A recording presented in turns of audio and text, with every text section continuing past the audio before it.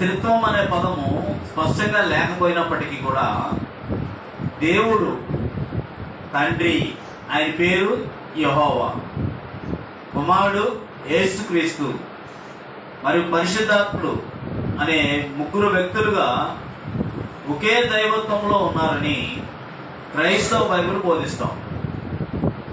వాస్తవానికి తండ్రి, కుమారుడు మరియు పరిశుద్ధాత్ముడు ప్రస్తావన జాగ్రత్తగా మన బైబిల్లో గ్రంథంలో ఆలోచన చేసినట్లయితే మత్తయి సువార్త 28వ అధ్యాయము 19వ వచనంలో, మత్తయి సువార్త 28వ అధ్యాయము 19వ వచనంలో,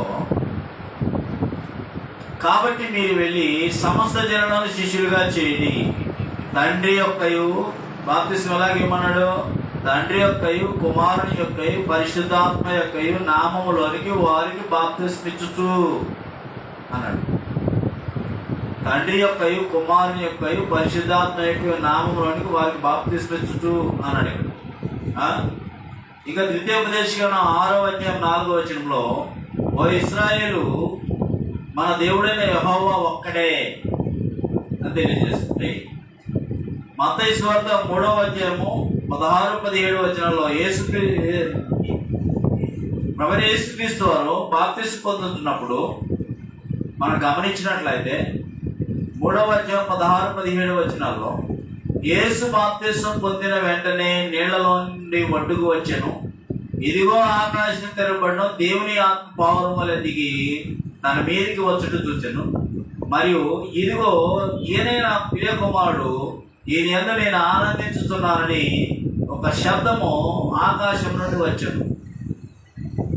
కాబట్టి జాగ్రత్తగా ఆలోచన చేసినట్లయితే ఒక్కరా లేదా ముగ్గురా అని కనుక మనం ఆలోచన చేసినట్లయితే ఆదికాండము 1వ అధ్యాయము 26వ వచనంలో, మన స్వరూపమందు మన పోలిక చొప్పున నరులను చేయదు అని చెప్పేసి గ్రంథం తెలియదు. మనము అంటే ఎంతమంది ఉన్నట్టు అక్కడ? మనము అంటే ఎంతమంది ఉన్నట్టు అక్కడ? ఇద్దరు లేక ముగ్గురిని మనము అంటారు, అవునా? కాబట్టి మన స్వరూపమందు మన పోలిక చొప్పున నరులను చేయదు అనే వచనాన్ని గమనించినట్లయితే తండ్రి, కుమారుడు, పరిశుద్ధాత్ముడు కలిసి నరులను చేసినట్లుగా మనకు స్పష్టంగా తెలియజేయబడింది కదా, అవునా కదా? తర్వాత రెండవదిగా గమనించినట్లయితే ఇప్పుడే చదువుకున్నాం మత్తయి సువార్త 28:19లో, తండ్రి యొక్కయు కుమారుని యొక్కయు పరిశుద్ధాత్మ యొక్కయు నామములోనికి బాప్తిస్మం అని చెప్పాడు, అవునా కదా? ఒక్కరా ముగ్గురా అని చెప్పేసి జాగ్రత్తగా ఆలోచన చేసినట్లయితే దైవత్వంలో ముగ్గురు ఉన్నట్లుగా మనకి ఈ వచనాలు మనకు కనబడుతున్నాయి కదా. 1 యోహాను పత్రిక 5వ అధ్యాయము 1 యోహాను పత్రిక 5వ అధ్యాయము 7-8 వచనాల్లో పరలోకమందు సాక్ష్యమిచ్చువారు ముగ్గురు అని అక్కడ కనబడతాం. 1 యోహాను పత్రిక 5వ అధ్యాయము 7-8 వచనాలు మనం గమనించినట్లయితే సాక్ష్యమిచ్చేవారు ముగ్గురు అనగా ఆత్మయు నీళ్లును రక్తమును ఈ ముగ్గురు ఏకీభవించి ఉన్నారు. మనము మనుషుల సాక్ష్యం అంగీకరిస్తున్నాం కదా, అవునా కదా? ఇద్దరు ముగ్గురు మనుషుల సాక్ష్యాన్ని ఎవరైనా అంగీకరించాల్సిందే కదా. పాత నిబంధనలో కూడా ఆదివారం, ఆనాడు శనివారం ఆరాధన దినమైనప్పుడు పొలలేరుకుంటూకి వెళితే ఆ శనివారము ఇద్దరు ముగ్గురు సాక్షుల మీదట రాళ్ళు పెట్టి కొట్టి చంపడం జరుగుతుంది. అదేవిధంగా ఇక్కడ గమనించినట్లయితే సాక్ష్యం ఇచ్చేవారు ముగ్గురు అనగా ఆత్మయు నీళ్లను రక్తమును ఈ ముగ్గురు ఏకీపించి ఉన్నారు. మనము మనుషుల సాక్ష్యం అంగీకరిస్తున్నాము కదా, దేవుని సాక్ష్యం మరి బలమైనది. దేవుని సాక్ష్యము ఆయన తన కుమారుని గురించి ఇచ్చినదే. దేవుని కుమారుడు యందు విశ్వాసం ఉంచువాడు తనలోనే ఈ సాక్ష్యం కలిగి ఉన్నాడు. దేవుని నమ్మని వాడు ఆయన తన కుమారుని గురించి ఇచ్చిన సాక్ష్యము నమ్మలేదు కనుక అతడు దేవుని అబద్ధికునిగా చేసిన వాడే. ఈ సాక్ష్యం ఏమనగా దేవుడు మనకు నిత్య జీవమును దయచేసెను. ఆ జీవము ఆయన కుమారుని అందున్నది. దేవుని కుమారుని అంగీకరించువాడు జీవము గలవాడు, దేవుని కుమారుని అంగీకరింపనివాడు జీవము లేనివాడే. దేవుని కుమారుని నామమందు విశ్వాసముంచు మీరు నిత్య జీవము గలవారని తెలుసుకున్నట్లు నేను ఈ సంగతులను మీకు వ్రాయిస్తున్నాను అని చెప్తున్నాను కదా. అదేవిధంగా జాగ్రత్తగా మనం గమనించినట్లయితే తండ్రి కుమారుని లోకము ద్వేషిస్తుందని చెప్పేసి యోహాను సువార్త 15వ అధ్యాయము, యోహాను సువార్త 15వ అధ్యాయంలో యోహాను సువార్త 15వ అధ్యాయంలో జాగ్రత్తగా గమనించినట్లయితే 23-24 వచనాల్లో 23-24 తండ్రి కుమారుని లోకము ఏం చేస్తా అన్నాడు? ద్వేషించును అంటున్నాడు. 23-24 వచనాల్లో యోహాను సువార్త 15వ అధ్యాయము, నన్ను ద్వేషించువాడు ఏంటంట? నన్ను ద్వేషించువాడు నా తండ్రిని కూడా ద్వేషించుతున్నాడు. అంటే ప్రభువైన యేసుక్రీస్తు వారు ఏం మాట్లాడుతున్నారు ఇక్కడ? ప్రభువైన యేసుక్రీస్తు వాడు వాళ్ళ ముందుకెళ్తే వాళ్ళందరూ ఏం చేశారు? ప్రభువైన యేసుక్రీస్తు వారిని ద్వేషించారు. ఎలాగా?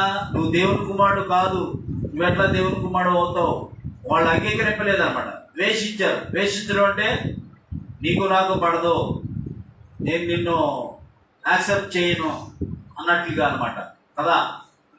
నేను వచ్చి గమనించినట్లయితే నన్ను ద్వేషించువాడు నా తండ్రిని కూడా ద్వేషించుతున్నాడు. ఎవడును చేయని క్రియలు నేను వారి మధ్య చేయకుండిన ఎడల వారికి పాపము లేకపోవను. ఇప్పుడైతే వారు నన్నును నా తండ్రిని చూసి ద్వేషించుతున్నారు. అయితే నన్ను నిర్వేదముగా ద్వేషించిరి అని వారి ధర్మశాస్త్రం రాయబడిన వాక్యము నెరవేరినట్లు ఈ విధంగా జరిగాను అంటున్నాడు. ఇలాగ జరిగాను కదా. అర్థమైందా నేను చెప్పిన మాట మీకు? నన్ను ద్వేషించువాడు నా తండ్రిని కూడా ద్వేషించుతున్నాడు. ఎవడునో చేయని క్రియలు నేను వారి మధ్య ఉండిన ఎడల వారికి పాపం లేకపోవను. ఇప్పుడైతే నన్నును నా తండ్రిని చూసి ద్వేషిస్తున్నారు. అయితే నన్ను నిర్హేతముగా ద్వేషించిరి అని ధర్మశాస్త్రం రాయబడిన వాక్యము నెరవేరినట్లు ఇలాగ జరిగింది. అంటే పాత నిబంధనలోనే ఈయన్ని ద్వేషిస్తారు అని చెప్పేసి ప్రవచనం ఉంది, అది నెరవేరింది అంటున్నాడు ఇక్కడ కదా. అవునా? తండ్రి కుమారుని లోకము ద్వేషిస్తుంది. ద్వేషించారా లేదా? ఇశ్రాయేలు అనబడిన వాడు యేసుప్రభువుని ద్వేషిస్తే నిరాకరిస్తే తండ్రిని కూడా నిరాకరించినట్టే, ద్వేషించినట్లే అని చెప్పేసాడు ప్రభువైన యేసుక్రీస్తు వారు. ఒకనొక సందర్భంలో దేవుడు ఎట్లా ఉంటాడని పేతురు అడిగితే, నన్ను చూడట్లేదా మీరు? నేను ఎట్లా ఉంటానో ఆయన కూడా అట్లాగే ఉంటాడని చెప్పేసాడు కదా. అవునా? తర్వాత గమనించినట్లయితే ఆదరణకర్త పంపబడును. ఆ కిందకి చూసుకున్నట్లయితే 26వ వచనంలో తండ్రి యొద్ద నుండి మీ యొద్దకు నేను పంపవు ఆదరణకర్త పుట్టినట్లో ఉంటుంది, కింద లేక ఉత్తరవాది. తండ్రి యొద్ద నుండి మీ యొద్దకు నేను పంపవు ఆదరణకర్త అనగా తండ్రి యొద్ద నుండి బయలుదేరు సత్యస్వరూపైన ఆత్మ వచ్చినప్పుడు ఆయన నన్ను గురించి సాక్ష్యమిచ్చును. ఆ పరిశుద్ధాత్మ నన్ను గురించి సాక్ష్యమిస్తాడు అని చెప్పేసి ఇక్కడ తెలియజేస్తాడు. క్రీస్తు ప్రభువైన యేసుక్రీస్తు వారు తండ్రికి ప్రార్థించలేదా? ఏమని ప్రార్థించాడు? 17వ అధ్యాయంలో అదే యోహాను సువార్త 17వ అధ్యాయము 5వ వచనంలో క్రీస్తు తండ్రికి ప్రార్థించాడు. ఏమని ప్రార్థించాడో చూడండి ఒకసారి. 17వ అధ్యాయం 5వ వచనంలో, తండ్రి, లోకము పుట్టక మునుపు నీ యొద్ద నాకు ఏ మహిమ ఉండెనో ఆ మహిమతో నన్ను ఇప్పుడు నీ యొద్ద మహిమపరచుము అంటున్నాను. అర్థమైందా? తండ్రి, లోకము పుట్టక మునుపు లోకం పుట్టక మునుపే అది ఆయనకి అధికారం ఉంది. యేసుక్రీస్తు వారు చనిపోయి సమాధి చేయబడి తిరిగి లేచిన తర్వాత ఈయన అధికారం ఉందని వారు కొంతమంది ఉన్నారు. అవునా కాదు? చనిపోయి సమాధి చేసి తిరిగి లేచిన తర్వాత ఆయనకి సర్వాధికారం అప్పగించడం అనేవాళ్ళు లేకపోలేదు. ఇక్కడ మనం గమనించినట్లయితే, తండ్రి లోకము పుట్టక మునుపు నీ యొద్ద నాకు ఏ మహిమ ఉండెనో ఆ మహిమతో నన్ను ఇప్పుడు నీ యొద్ద మహిమపరచమని చెప్పేసి ప్రార్థన చేశాడు కదా. అవునా కదా? తర్వాత గమనించినట్లయితే దేవుడు క్రీస్తును ఆత్మతో అభిషేకించాడు. దేవుడు యేసుక్రీస్తు వారిని ఆత్మతో అభిషేకించాడు. అపొస్తలుల కార్యములు 10వ అధ్యాయం 38వ వచనంలో, అపొస్తలుల కార్యములు 10వ అధ్యాయము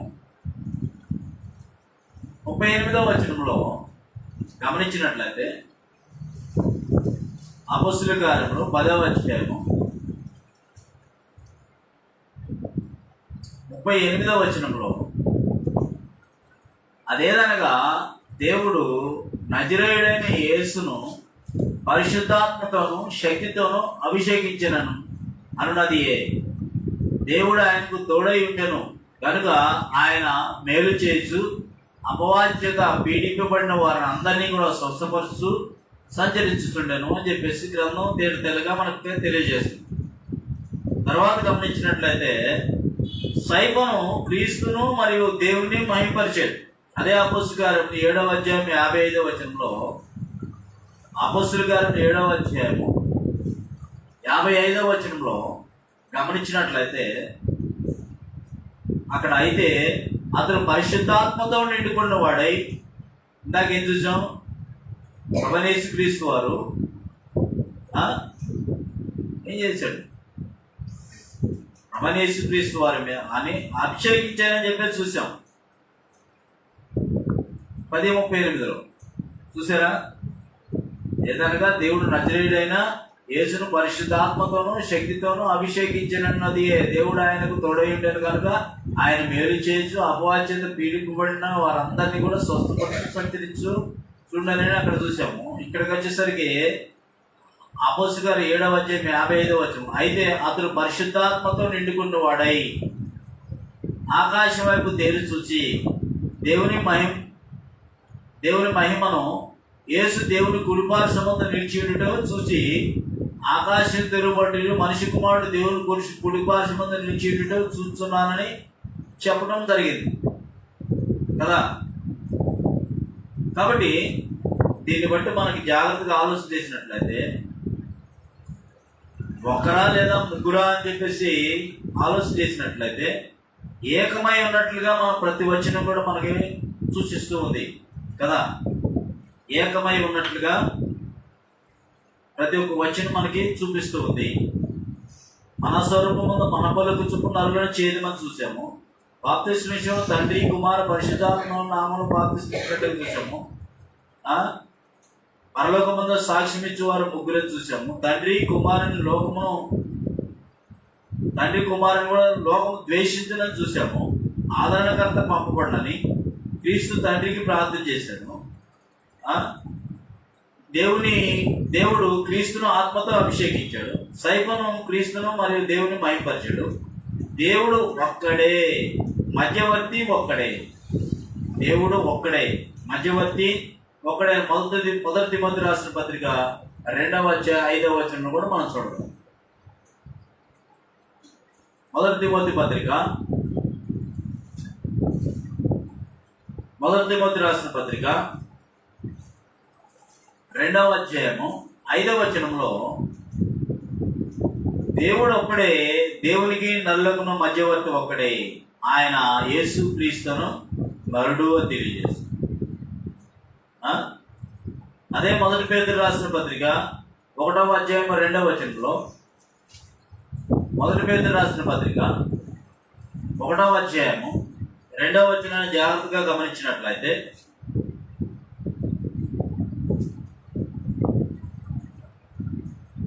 దేవుని భవిష్యత్ జ్ఞానం బట్టి ఆత్మ వలన పరిశుద్ధాత్మ పొందిన వారై, ఆత్మ వలన వాళ్ళని పరిశుద్ధాత్మను పొందిన వారై విధేయులగుటకు యేసుక్రీస్తు రక్తం వలన ప్రోక్షింపటకును ఏర్పరచబడిన వారికి, అనగా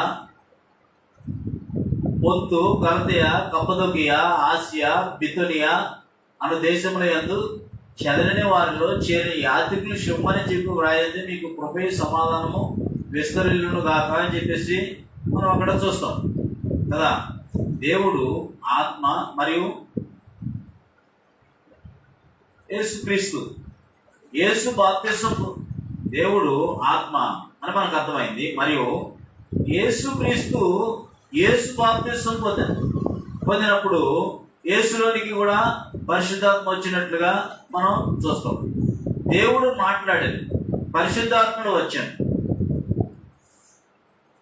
దేవుడు మాట్లాడాడు, పరిశుద్ధాత్ముడు వచ్చాడు. అదే కదా మత్తయి సువార్త 3:16-17 దేవుడు మాట్లాడాడు. ఎక్కడుండి మాట్లాడాడు? ఆకాశంలో నుంచి మాట్లాడాడు. ఏమని మాట్లాడాడు? ఇదిగో ఈయన నా ప్రియ కుమారుడు, ఈయన యందు నేను ఆనందించున్నానని దేవుడు మాట్లాడాడు. ప్రభువైన యేసుక్రీస్తు వారు బాప్తిసం తీసుకున్నాడు. పరిశుద్ధాత్మ ఆయనలోనికి వచ్చినట్లుగా, పరిశుద్ధాత్ముడు ఆయనలోనికి వచ్చినట్లుగా మనం తేటతెల్లగా చూడగలం. ముగ్గురు నామమున ముగింపు వచ్చిన కూడా ఒకటి చూసి ముందుకెళ్దాం. కొరింథీయులకు రాసిన రెండవ పత్రిక గమనించినట్లయితే, కొరింథీయులకు రాసిన రెండవ పత్రిక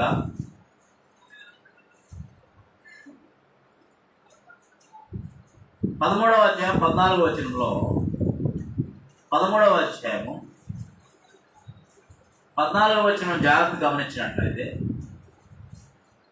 పౌలు గారు కొరింథీ పట్టణంలో ఉన్న క్రీస్తు సంఘమునకు ఉత్తరం రాస్తూ చెప్పిన మాటల్లో 13-14 వచనంలో, పరిశుద్ధులందరూ మీకు వందనములు చెప్పుచున్నారు, ప్రభువైన యేసుక్రీస్తు కృపయు దేవుని ప్రేమయు పరిశుద్ధాత్మ సహవాసమును మీకు అందరికీ తోడై ఉండును అంటున్నాడు. మీకు అందరికీ తోడై ఉండును అని చెప్పేసి ఇక్కడ చూడగలం కదా. కాబట్టి దీన్ని బట్టి మనకి జాగ్రత్తగా ఆలోచన చేసినట్లయితే ఏమర్థమవుతుంది? మనకి ఏకమై ఉన్నట్లుగా కనపడుతుంది. ఏకమై ఉన్నారు, ఏకమై ఉన్నారు, ఏకమై ఉన్నట్లుగా మనకు కనపడుతుంది. హెబ్రీ పత్రిక 9వ అధ్యాయం 14వ వచనంలో కూడా, హెబ్రీ పత్రిక 9వ అధ్యాయం 14వ వచనంలో గమనించినట్లయితే, నిత్యుడగు ఆత్మ ద్వారా తను తాను దేవునికి నిర్దోషినిగా అర్పించుకొనిన క్రీస్తు యొక్క రక్తము నిర్జీవ క్రియలను విడిచి జీవము గల దేవుని సేవించుటకు మీ మనస్సాక్షిని ఎంతో ఎక్కువగా శుద్ధి చేయను. నిత్యుడగు ఆత్మ ద్వారా తను తాను దేవునికి నిర్దోషినిగా అర్పించుకున్న క్రీస్తు యొక్క రక్తము నిర్జీవ క్రియలను విడిచి జీవము గల దేవుని సేవించుటకు మీ మనస్సాక్షిని ఎంతో ఎక్కువగా శుద్ధి చేస్తుంది. మనిషి శరీరానికి మురికి పడితే స్నానం చేస్తే పోతుంది,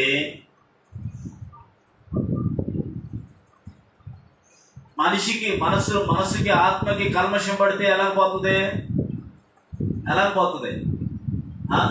నిత్యుడగు ఆత్మతో తను తాను దేవుడు నిర్దోషిగా అర్పించుకున్న యేసుక్రీస్తు రక్తము నిర్జీవ క్రియలను విడిచి జీవము గల దేవుని సేవించడం మీ మనస్సాక్షిని ఎంతో ఎక్కువగా శుద్ధి చేస్తాడు.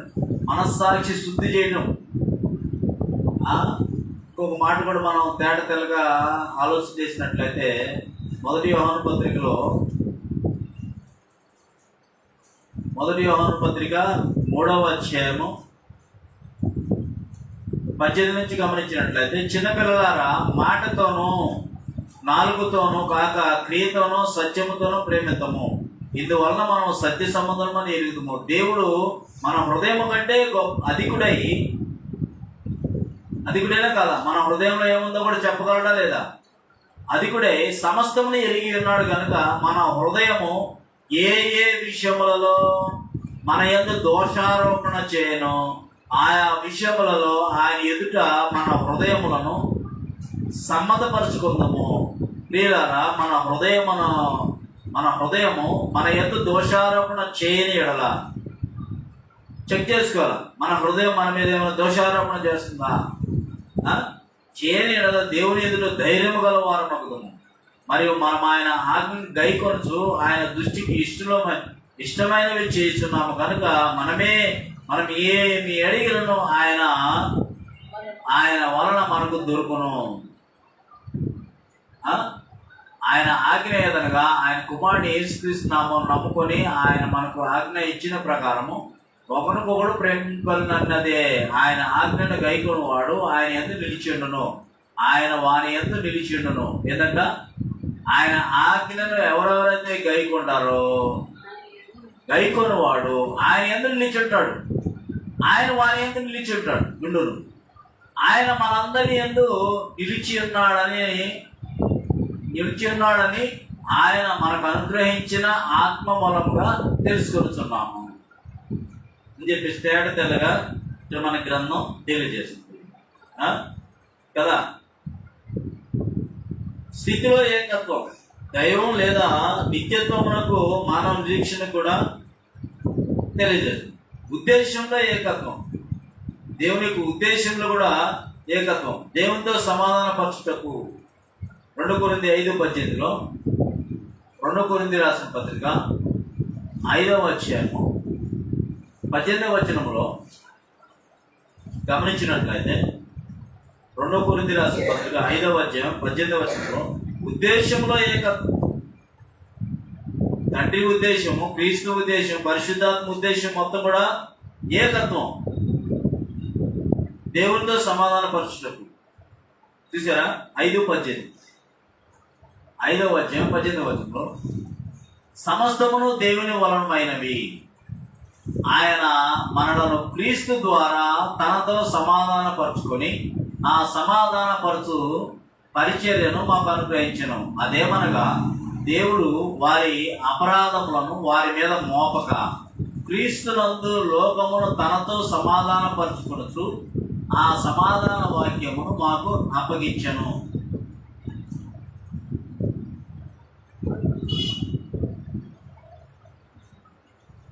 కావున దేవుడు మన ద్వారా వేడుకున్నట్టు మేము క్రీస్తుకు రాయబారులమై దేవునితో సమాధాన పడుడని. అంతే కదా వాళ్ళు చెప్పింది, శిష్యులు దేవునితో సమాధాన పడుడని క్రీస్తు పక్షంగా మిమ్మల్ని బతిమాలు కొనుచున్నాము. అయ్యా, నువ్వు పాపం చేసావు, పాపం పోవాలంటే దేవునితో సమాధాన పడవచ్చు. అయ్యా, నన్ను క్షమించాలి, సమాధాన పడు. ఇద్దరు వ్యక్తులు గొడవాడుకున్నారు, తగ్గులాడుకున్నారు, కొట్టుకున్నారు, తిట్టుకున్నారు, కేసులు పెట్టుకున్నారు. ఆ హైకమాండ్, ఆ పోలీసు వారు ఏం చేస్తారు? మీరు సమాధాన పడితేనే కేసు కొట్టేస్తామయ్యా, రాజీకి రావాలి ఇద్దరు. అవునా? మరి దేవుడితో కూడా మనకు రాజీకి వెళ్ళాలా?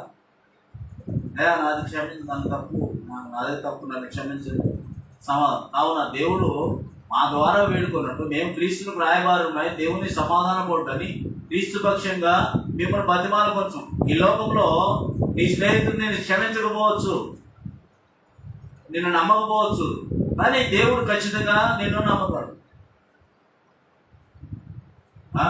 నేను ఒక్కడే నీతి మందు, నీకు ఎవరు లేరు, అందరూ తప్పు, నాదే రైట్ అనుకునేవాడు కొంతమంది ఉన్నారు. అదే ఇద్దరు వెళ్ళి దేవాలయం ప్రార్థన చేశారు కదా, సొంకరి పరిసేడు, వీడికిలాగా నేను లేను, వీడికిలాగా నేను లేను, అది లేదు ఇది లేదు అని చెప్పేసి తామే నీతిమంతులమని ప్రార్థన చేసేవాడు అన్నమాట. కాబట్టి క్రీస్తు పక్షంగా నేను బతిమాలు కొంచున్నాము. ఎందుకంటే మనం ఆయన యందు దేవుని నీతి అగునట్లు పాపం ఎరుగని ఆయనను మన కోసము పాపముగా చేశాను అని చెప్పేసి అక్కడ తెలియజేస్తాను కదా. నేను ముగింపులోకి వచ్చాను. కాబట్టి ఉద్దేశంలో ఏకత్వం. గల్తీ రాసిన పత్రిక కూడా మీకు ఏక మనసుతో మీరు అందరూ ఉండాలా అంటాడు. గల్తీ పత్రికలో 1వ అధ్యాయము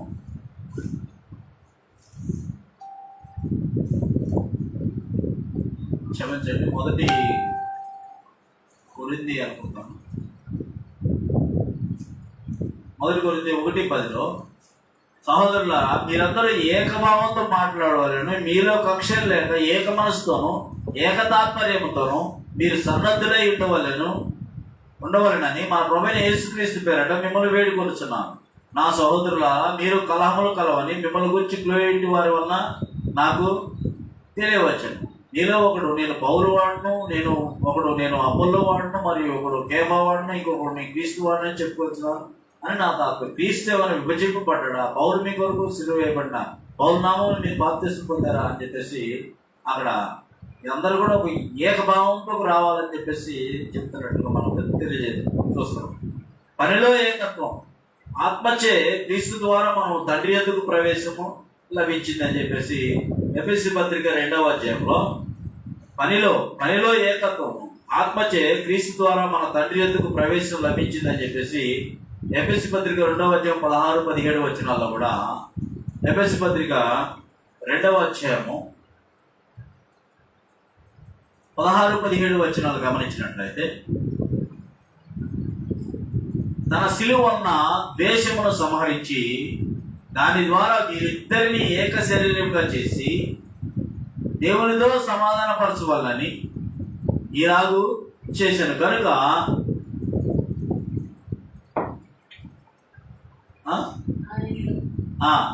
తన సిలువ వలన ద్వేషమును సంహరించి దాని ద్వారా వీరిద్దరిని ఏక శరీరముగా చేసి దేవునితో సమాధానపరచవాలని ఇలాగ చేశాడు. కనుక ఆయనయే మనకు సమాధానకారకుడై ఉన్నాడు. మరియు ఆయన వచ్చి దూరస్తులైన మీకును సమీపస్తులైన వారికి సమాధాన సువార్తను ప్రకటించను.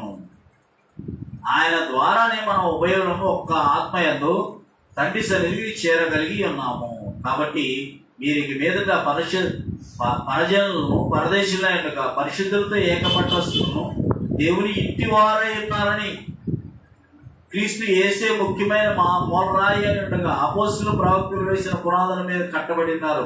ప్రతి కట్టడం ఆయనలో చక్కగా అమర్చబడి ప్రభువునందు పరిశుద్ధమైన దేవాలయం వృద్ధి పొందుతున్నది. ఆయనలో మీరు కూడా ఆత్మమూలంగా దేవునికి నివాస స్థలమై ఉండుటకు కట్టబడుతున్నారని చెప్పేసి అక్కడ తెలియజేయడం మనం చూస్తున్నాం కదా.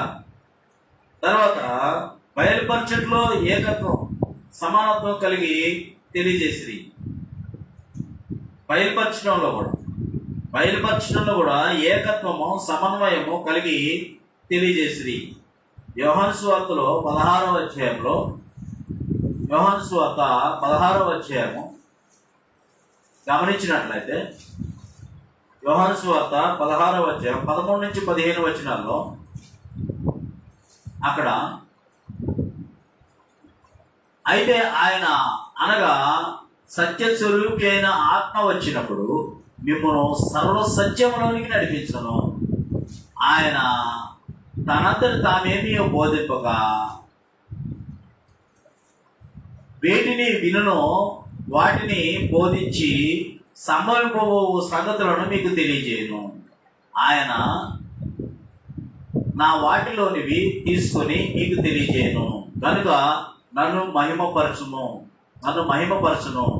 తండ్రికి కలిగినవన్నీ నావి, అందుచేత ఆయన నా వాటిలోనివి తీసుకొని మీకు తెలియజేయనివి నేను చెప్పి తిని. కొంచెం కాలము తర్వాత మీరు ఇక్కడ మీదకి నన్ను చూడరు, మరియు కొంచెము కాలము నన్ను చూచెదరని చెప్పి ఆరోహణం అయిపోయిన తర్వాత అపొస్తలుల 2వ అధ్యాయంలో పేతురు ప్రసంగం ద్వారా పరిశుద్ధాత్ముడు ఇంచుమించు 4 మీద రాలగా వారు పరిశుద్ధాత్మ ద్వారా పేతురు మాట్లాడిన దాన్ని బట్టి నమ్మి బాప్తిస్మం, వాక్యాన్ని విని విశ్వసించి నమ్మి బాప్తిస్మం తీసుకున్న వారు 3,000 మంది ఉన్నట్లుగా మనం చూడగలం కదా. కాబట్టి క్రీస్తు తండ్రి చిత్తము నెరవేర్చాడు లేదా? యోహాను సువార్త 5:30లో, యోహాను సువార్త 5వ అధ్యాయము 30వ వచనంలో క్రీస్తు తండ్రి చిత్తాన్ని నెరవేర్చాడు. నా అంతటి నేనే ఏమీ చేయలేను, నేను వినున్నట్టుగా తీర్పు తీర్చుతున్నాను, నన్ను పంపిన వాని చిత్త ప్రకారమే చేయకూడదును గాని నా ఇష్ట ప్రకారం చేయకూడను, కనుక ఆ తీర్పు న్యాయమైనది అంటున్నాడు. నన్ను గురించి నేను సాక్ష్యము చెప్పుకొనిన ఎడల నా సాక్ష్యము సత్యము కాదు. అవునా? మన గురించి మనం సాక్ష్యాలు చెప్తుంటారు మైకిలెట్టి గంటలు ఏం గురించి ఏమేమి చెప్పుకుంటూ ఉంటారు. ఎదుటి ఎలా నమ్ముతారా? సాక్ష్యం అంటే ఏంటి అసలు? ఒక అతన్ని పొడిచాడు, చూసిన వ్యక్తి చెప్తే చెల్లుతారు. ఇక అతను పొడుస్తూ ఉండగా నేను చూశానని చెప్పి, అక్కడ తండ్రి ఉన్నాడు, అతను నేను చూశాను, ఇంతకుముందు కూడా మీకు చెప్పాను. తండ్రిని దేవుణ్ణి ఎవరైనా చూసారా? పరలోకం ఎవరైనా వెళ్ళారా అని అంటే యోహాను సువార్త 3వ అధ్యాయం 11వ వచనంలో తండ్రిని బయలుపరిచిందే యేసుక్రీస్తు, ఆయన మాత్రమే చూశాడు, ఇంకెవరు చూడలేదని చెప్పేసి. ఆయన స్వరం వెళ్ళలేదు, ఆయన మాట వెళ్ళలేదు, ఏ కాలంలో కూడా వెళ్ళలేదని కూడా మనం చూసాము. కాబట్టి క్రీస్తు తండ్రి చిత్తాన్ని నెరవేర్చాడు. తండ్రి కుమారుడు ఏకమై ఉన్నారని యోహాను సువార్త 17వ అధ్యాయంలో క్లారిటీ ఇచ్చాడు. అక్కడ వచ్చిన తర్వాత కూడా మనం నేర్చుకున్నాం. ముగించేస్తున్నాను నేను. యోహాను సువార్త 17వ అధ్యాయము 22వ వచనంలో, యోహాను సువార్త 17వ అధ్యాయం 22వ వచనంలో,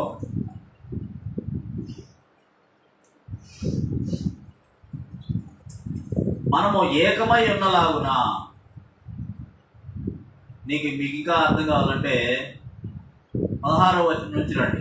నేను లోక సంబంధిని కానట్టు వారును లోక సంబంధులు కారు, సత్యమందు వారిని ప్రతిష్ఠ చేయము, నీ వాక్యమే సత్యము.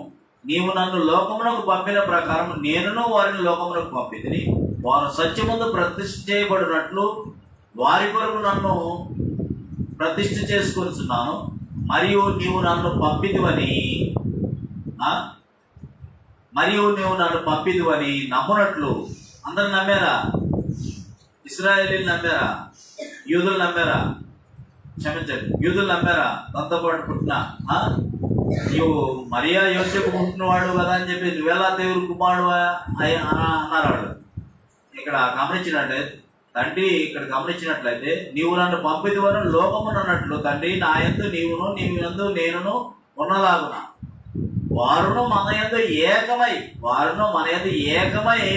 ఉండవలనని వారి కొరకు మాత్రమే నేను ప్రార్థించట్లేదు. కానీ ఇంకెవరి గురించి ప్రార్థన చేస్తున్నాడ? వాళ్ళ వాక్యం వింటారే, వారి వాక్యం వలన నా యందు విశ్వాసం ఉంచు వారందరూ ఏకమై ఉండవలనని వారి కొరకును ప్రార్థించున్నాను. వారి కొరకును ప్రార్థించున్నాను. మనము ఏకమై ఉన్నలాగున వారును ఏకమై ఉండవలనని నీవు నాకు అనుగ్రహించిన మహిమ నేను వారికి ఇచ్చితిని. వారి యందు నేను నా యందు నీవును ఉండుట వలన వారు సంపూర్ణంగా చేయబడి ఏకముగా ఉన్నందున నీవు నన్ను పంపిదివని, నీవు నన్ను ప్రేమించినట్టే వారిని కూడా ప్రేమించమని లోకము తెలుసుకున్నట్లు నాకు అనుగ్రహించిన మహిమను వారికి కూడా ఇచ్చితివి. తండ్రి, నేను ఎక్కడ ఉందనో అక్కడ నీవు నాకు అనుగ్రహించిన వారును నాతో కూడా ఉండవలన నీవు నాకు అనుగ్రహించిన నా మహిమను వారు చూడవలన నీవు కోరుచున్నావు. జగత్తు పునాది వేయబడక మునిపే నీవు నన్ను ప్రేమించితివి. నీతి స్వరూపు తండ్రి, లోకము నిన్ను ఎరుగలేదు, నేను నిన్ను ఎరుగుదును. నీవు నన్ను పంపిదివని మీరు ఎరిగి ఉన్నారు. నీవు నా యందు ఉంచిన ప్రేమ వారి యందు ఉండునట్లు నేను వారి యందు ఉండునట్లును వారికి నీ నామమును తెలియజేసింది, ఇంకనూ తెలియజేసిందని చెప్పానని చెప్పేసి ఇక్కడ తెలియజేస్తుంది. అర్థమైందా మీకు? ఏమన్నా తండ్రి కుమారుడు ఏకమై ఉన్నట్లుగా చూశారు. కాబట్టి ఏకమై ఉదాహరణకి వివాహంలో కూడా స్త్రీ పురుషుడు వివాహం అయిన తర్వాత వాడు ఏకమై ఉందరు, అంటే ఏకమై అంటే వాళ్ళ తలంపులు వాళ్ళ ఊహలు అన్నీ కూడా ఏకమై ఉంటాయి కదా. అవునా? అలాగనే ఇతరులతో ఏకమైతే సాతానుతో ఏకమైనట్టు. అది పరిశుద్ధాత్మను తీసుకెళ్ళి సాతాన ఆత్మతో నువ్వు విచారం చేస్తే దేవుడు ఒప్పుకుంటాడా అని అంటాడు కదా. కాబట్టి ఏకమై ఉన్నారు, ఏకమై ఒక్కరా లేదా ముగ్గురా అని చెప్పేసి మన స్వరూపము మన కోరిక చొప్పున చేయమని చెప్పేసి గ్రంథంలో మనకి తేట తెల్లగా తెలియజేస్తుంది. కాబట్టి దేవుని ఉద్దేశం ఏమై ఉన్నదో యేసుక్రీస్తు వారి ఉద్దేశం కూడా అదే. యేసుక్రీస్తు వారి ఉద్దేశం ఏదో పరిశుద్ధాత్ముడి ఉద్దేశం కూడా అదే. అలాగనే పరిశుద్ధాత్ముడు ఎవరైతే పొందుకుంటామో అందరూ కూడా ఏకమై ఉండవాలని మీరు సర్వలోకములకు వెళ్ళి సర్వ సృష్టికి స్వార్థ ప్రకటించమని నమ్మి బాప్తిసం తీసుకున్నట్లయితే పరిశుద్ధాత్ముడు వస్తాడు. పరిశుద్ధాత్మ పొదుగుట, పెంపొందించుట, అభివృద్ధి చెందుట. కాబట్టి ఇది అందరైతే దేవుని వైపుకు తిప్పుతారో వాళ్ళు నక్షత్రం వలె వెలుగుతూ ఎప్పుడు ఉంటారని చెప్పేసి గ్రంథం తెలియజేస్తుంది. కాబట్టి ఇప్పటివరకు ఓపిక చక్కగా మీ అందరికీ నా హృదయపూర్వకంగా మనసుతో వందనాలు సమర్పిస్తూ ముగించేస్తున్నాను. ప్రార్థన చేస్తున్నాను.